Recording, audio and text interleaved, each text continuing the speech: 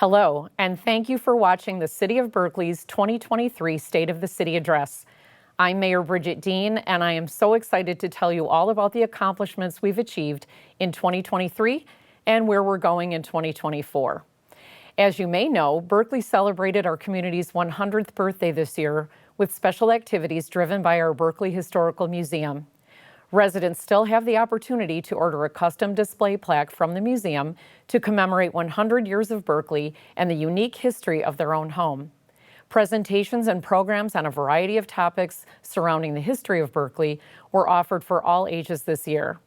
The Historical Museum and Berkley Area Chamber of Commerce hosted a Berkley Kit Homes walking tour in September, where participants got a first-hand look at a unique part of Berkley's history when residents of homes that were originally purchased as kits from the Sears catalogs generously opened their doors. Perhaps the most exciting of all, the building that houses the Berkley Historical Museum, Berkley's former village station and fire hall, was added to the Michigan Register of Historical Buildings. I encourage you to stop by the front of the building to see the official State of Michigan historical marker that was unveiled in October as part of our celebrations, as well as the time capsule that was buried within the museum to be opened in 21-23. While you're there, make sure you take some time to enjoy the story of Berkley, preserved so well by the dedicated and tireless volunteers of the Berkley Historical Committee for 100 years and counting. Our Public Safety Department remains committed to trust, continuous improvement, and the safety of our community. I'm so proud to share their recent accreditation by the Michigan Association of Chiefs of Police, making them the 64th law enforcement agency in Michigan to receive this honor. This accreditation holds law enforcement agencies to clearly defined organizational expectations and a defined code of ethics, which is a bonus for our department that already holds itself to high standards. The certificate of accreditation was officially presented to the department at the November 20th Berkley City Council meeting. A school resource officer position was created in partnership with the Berkley School District. Sergeant Dave Arney bridges the gap between the Public Safety Department and the school community by building partnerships through educational programming and involvement and assisting with public safety and security matters. The department has stayed very active in our community, partnering with My Prevention this year to provide approximately 100 free smoke alarms to households in need as part of a state-funded program, and running a successful canine program that helps keep our community and surrounding areas safe from threats. I'd like to congratulate Officer Anderson for his selection as 2023 American Legion and Royal Oak Optimist Club Public Safety Officer of the Year. As I mentioned a few moments ago, the department holds themselves to a high standard and asks all public safety officers to be licensed police officers, certified firefighters, and medical first responders. The department currently has a couple open opportunities for motivated individuals and continuously elevates its recruiting strategy to ensure that the best possible talent is hired. Berkley's clerk's office rose to the challenges that come with operating in a highly scrutinized world of elections, securely and successfully administering a gubernatorial election in November 2022, special elections in May and August, and most recently, our city's general election in November 2023.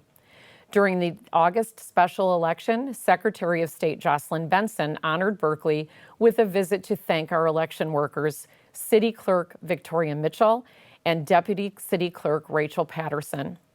Proposal 2 passed during the November 2022 election, giving voters the right to vote in person at an early voting site for the 9 days before an election. Proposal 2 also implemented a permanent absentee ballot list, which includes nearly 3,000 Berkley voters.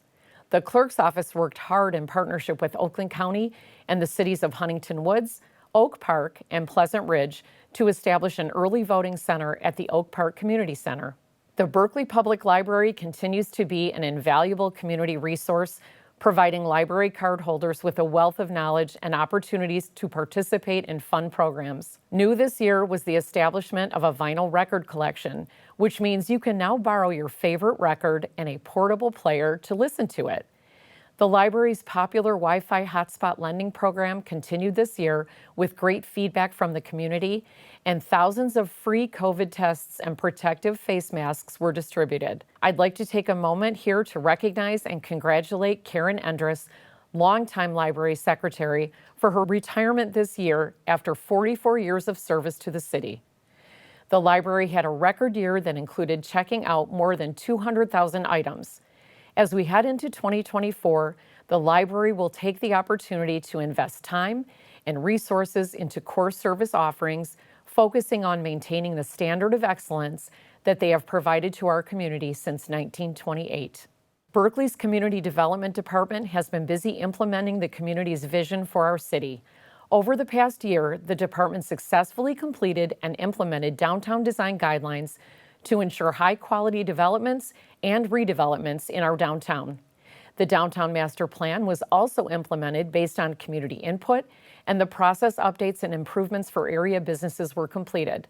Multiple studies and reviews were completed to improve city operations and departmental offerings. In partnership with the DDA and contracted support, a citywide parking study helped to determine where changes can be made. An internal parking committee has started meeting to implement the recommendations accepted by the City Council and the DDA. The department also completed fee-by-fee reviews and comparative analyses to implement adjusted rates and increase their efficiency and response time to the community. The zoning ordinance rewrite process has begun with the assistance of the Zoning Ordinance Steering Committee, consulting support of Carlisle Wortman Associates, and funding support for half of the cost in the form of a grant from the Michigan Economic Development Corporation. The modernized zoning ordinance will support the community's vision from the recently adopted master plan and is expected to be finalized in late 2024, with 4 public engagement opportunities scheduled for January. The department is also working to update the existing sign ordinance and to transition permitting and inspection scheduling services to a convenient online platform. Berkley's Parks and Recreation Department continues to plan and host programs that our community loves. Our annual Winterfest and Berkley Cruise Fest events both saw increased attendance and activities. Recreation special events, outdoor movies, and concerts in the park continued at no cost to the public through the generous sponsorship of community groups, and senior programming, trips, and outings continued to sell out in record numbers. Oxford Park's splash pad and restrooms were open for the 3rd successful summer, and nearly 400 children participated in summer day camp across the season. Inclusivity and accessibility are priorities across all 6 of our parks, and I was thrilled to be included in the ribbon-cutting event for Bacon Park's newly installed inclusive playground in September, partially funded through crowdfunding and a matching grant from the MEDC. If you're scratching your head trying to locate Bacon Park, then you may not know that Council unanimously agreed to rename J.C. Park back to its original name. I encourage you to stop by Bacon Park to see the new playground, a truly exceptional community resource for all visitors. Looking ahead, the Parks and Recreation Department continues to research and apply for alternative funding sources for projects. Our Department of Public Works staff work rain or shine to help keep Berkley beautiful and safe, completing a number of large projects this year that contribute to the overall safety and aesthetics of our community. Work was completed on the Coolidge Pathway from 12 Mile to Webster Road, replacing an aging narrow asphalt path that was in poor condition for pedestrian use. Wiltshire Road is now safer for public use as well, following necessary reconstruction. Our beautiful tree-lined streets that Berkley is well known for are maintained by Public Works, with a record of 250 trees planted this year as part of our fall tree planting program, combating the loss of our aging silver maple trees. Service methods and staff levels may look a little different this year with changes to leaf and yard waste pickup, but the Public Works Department remains committed to providing the best possible level of service to our community. The City of Berkley's Finance Department is functioning more efficiently thanks to personnel changes since the beginning of 2023, with time to address areas that need attention. In April, payroll and scheduling services were moved entirely digital, freeing up hours of time that the department used to spend collecting and filing handwritten timesheets from city employees. Thanks to our software provider, BS&A, the City of Berkley's interim finance director, Lori Fielder, and our city's Chief Innovation Officer, Stan Lissica, for making this a smooth transition. In early July, a state of Michigan mandated project to update the City of Berkeley's chart of accounts to the Uniform Chart of Accounts was completed after 10 years of coordination with the state. The search for the City of Berkeley's next finance director continues with the strategic recruitment support of a search firm. The first review of applications took place on November 3, 2023. Additionally, all city departments are entering the upcoming year with new plans and strategies to evaluate and execute cost-saving actions. The staff in our city manager's office oversee functions that touch every aspect of our city. This year, they work to secure state and federal funding for updated HVAC systems in the city facilities and received funding for Berkeley's municipal pension system through the state's Protecting My Pension grant program. They also supported initiatives and programming for many citizen-led boards and commissions, including a successful slow roll bike tour put on by our tree board to showcase the natural beauty in Berkeley. 3 EV chargers were installed for public use at the library and Oxford Park, and an LED conversion project was completed for all city buildings, baseball fields, and courts. The City of Berkeley received a second Gold Seal of Achievement for environmental leadership as part of the Michigan Green Communities Challenge, making this the second year in a row that the city has been recognized for environmentally focused actions in multiple categories. A new city website will be launched soon, making it even easier to access a multitude of resources right at your fingertips. Although the Downtown Development Authority is not technically a direct department of our city, Downtown Berkeley would not be the vibrant, dynamic place that it is without the vision of their staff and volunteers. They welcomed many new businesses to the downtown community this year, including Hazano Coffee Roasters, Coffee and Bark, Pete Away, and Aquatots, and supported local vendors by launching a weekly farmers market that ran from June through October.